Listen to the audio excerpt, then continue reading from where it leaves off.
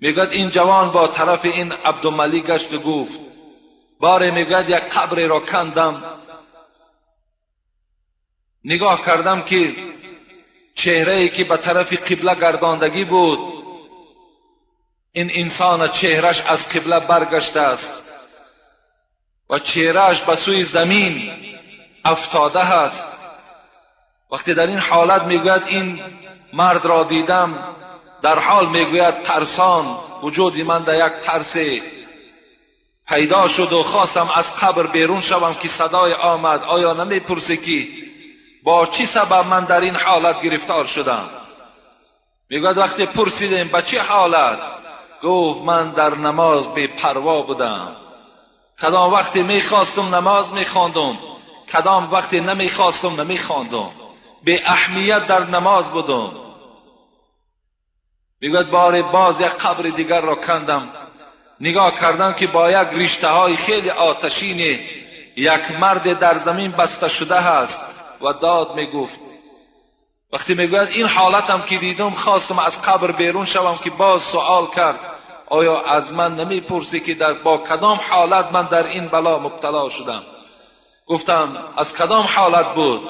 گفت من در باول، یعنی در پیشاب کردن و خودم را قاق کردن در احتیاط نمی کردم تا این پیشابی من در همون پاچه های من میریخت.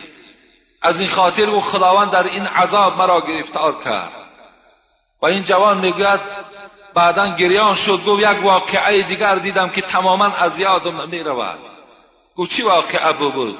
گفت وقتی یک قبر را کشادم، خواستم کفن او را گیرم، نگاه میکنم که وای به منزله خوک خوابیده است و در گردن او میگوید چندین زنجیرهای آتشین بسته شده است.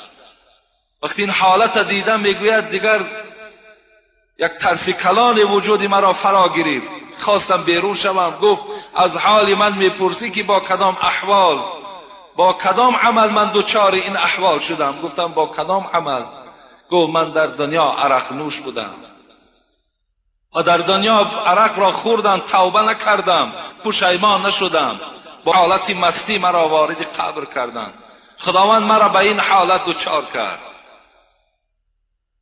لیشربن اناس من امت الخمر، پیغمبر میگوید زمانی میشود که امتان من عرق را می نوشند، یسمونها بغیر اسمها، لیکن نام دیگرش میگذارند، میگویند این آب جو است، این آب گندم است، این آب خرما است، این آب مویز است، نام دیگرش میگذارند و نوشیدن میگیرند. پیغمبر خدا اینا از باب معجزاتش گفتند که زمانی می شود که امتان من می نوشند، لکن نامهای خیلی دیگرگونه در این عرق می گذارند.